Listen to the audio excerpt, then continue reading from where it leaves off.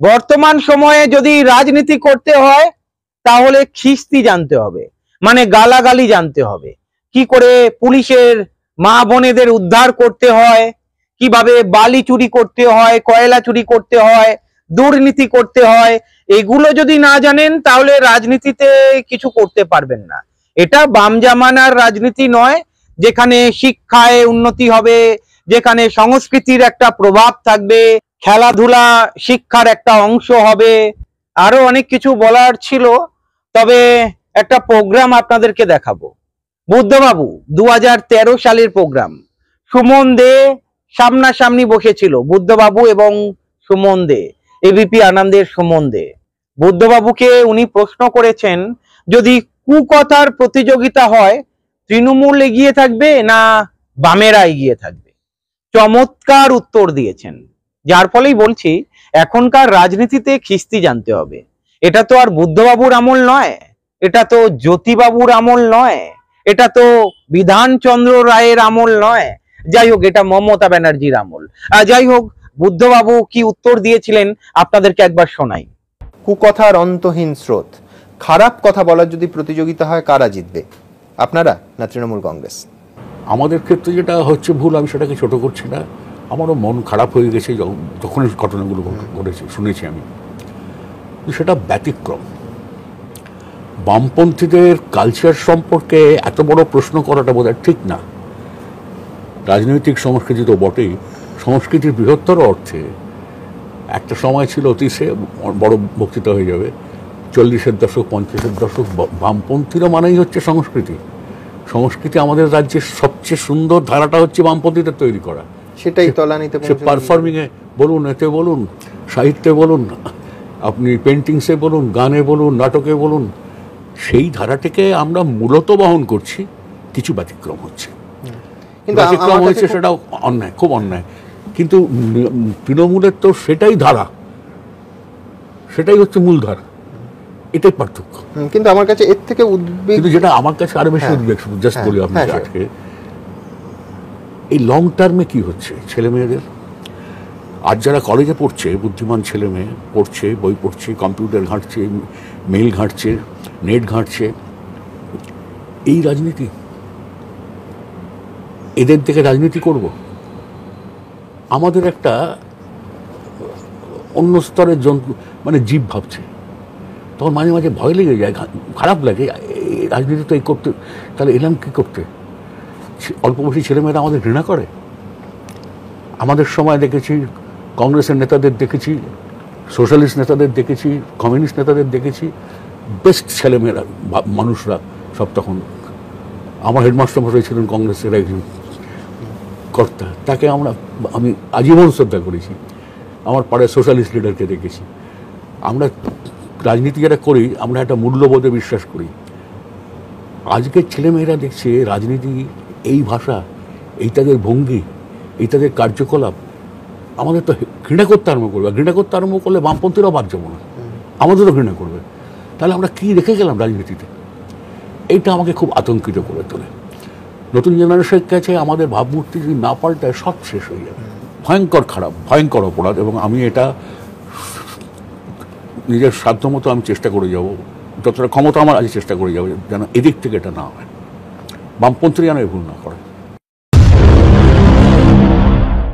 অনেকে বলেন যে পুলিশের ভূমিকা এইরকমই থাকে, যে সরকারই আসুক পুলিশের একটি অংশের ভূমিকা হয়। আমার অভিজ্ঞতা অন্য, চেষ্টা করে একটা অংশের যারা খুব দুর্বল অফিসার, কাজকর্ম ভালো বোঝে না বা পারি না করতে, পারফর্ম করতে পারে না, তারা চেষ্টা করে এসে আমাদের কাছাকাছি এটা একটা হিসাব করা।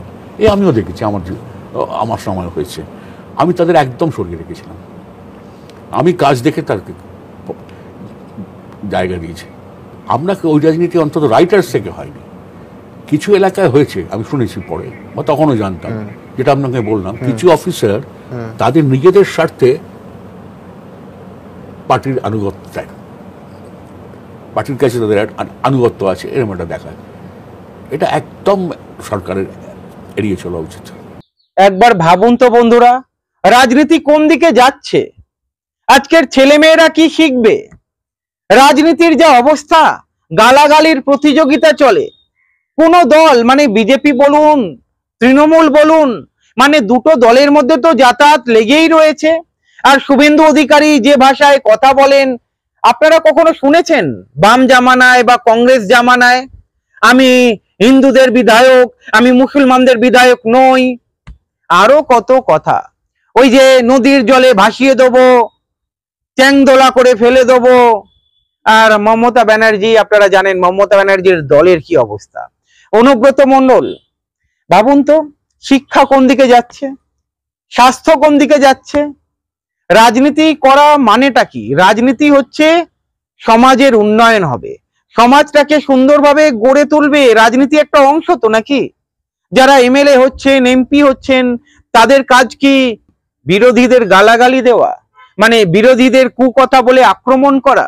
একবার ভাববেন আপনারা, বুদ্ধবাবু এবং মমতা ব্যানার্জির সঙ্গে তুলনা হয় না, আকাশ আর পাতাল। যাই হোক, আমি কোনো মুখ্যমন্ত্রীকে ছোট করব না, তবে একটা কথা বলতে পারি, এই জামানায় রাজনীতিকে ঘেঁটে ঘ করে দিয়েছে। রাজনীতি একটা ব্যবসার অঙ্গ হয়ে দাঁড়িয়েছে। যারাই রাজনীতিতে আসেন টাকা কামাতে আসেন। আপনারা দেখেছেন ইদানিং মমতা ব্যানার্জি ফিল্ম স্টার থেকে শুরু করে মানে বিভিন্ন জগতের মানুষদের রাজনীতিতে ঢুকিয়ে দিচ্ছে। কাউকে দিদি নাম্বার 1 থেকে এমপি বানিয়ে দিচ্ছে, কাউকে দুটো তিনটে সিনেমা করলো তাকে এমএলএ বানিয়ে দিল, এমপি বানিয়ে দিল। আর তারা অ্যাটেন্ডেন্স কি দিচ্ছে আপনারা জানেন ভালো মতো, পার্লামেন্টে কি অ্যাটেন্ডেন্স তাদের 9%, 8%, 13%।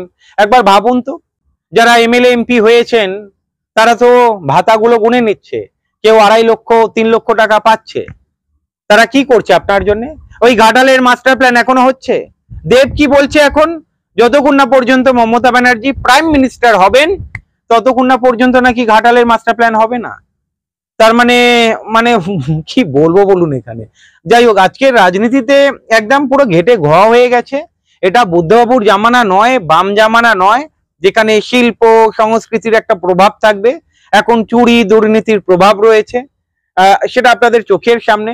আজকের দেখুন যোগ্য চাকরি প্রার্থীরা রাস্তায় রয়েছে।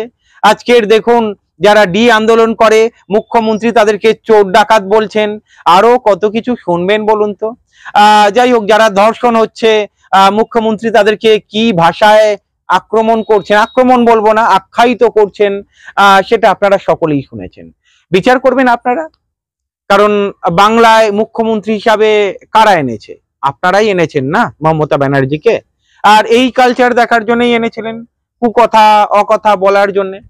মানে একজন এমপি আর একজন এমপি কে গালাগালি দেবেন, একজন এমএলএ আর একজন এমএলএ কে গালাগালি দেবেন, বিজেপি তৃণমূলকে গালাগালি দেবে, তৃণমূল বিজেপি কে গালাগালি দেবে, বামেদের মা বাবা উদ্ধার করবে, কংগ্রেসের মা বাবা উদ্ধার করবে, এই চলতে থাকবে। আর এগুলো দেখে আমরা খুব এনজয় করি।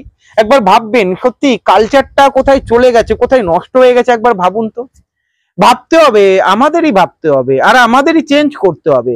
আজকের আমাদের ছেলেমেয়েরা যে স্কুলে পড়াশোনা করছে, একবার ভাবুন তো, কেউ সরকারি স্কুলে দিতে চায় না যাদের একটু টাকা রয়েছে। কারণ কি জানেন তো? কারণ হচ্ছে কি পরিস্থিতি সেটা আপনারা জানেন সবকিছু। আজকের 8,000-এর উপরে স্কুল বন্ধ রয়েছে, মানে স্কুল রয়েছে শিক্ষক নেই, শিক্ষক রয়েছে তো স্কুল নেই। এই অবস্থা কেন হলো? আর বাম জামানায় দেখবেন ওই সময় দেখবেন বহু যাদের পয়সা ছিল তারাও কিন্তু ওই সরকারি স্কুলে পড়াশোনা করেছে। আমাদের দেখা, আমরা দেখেছি সেটা।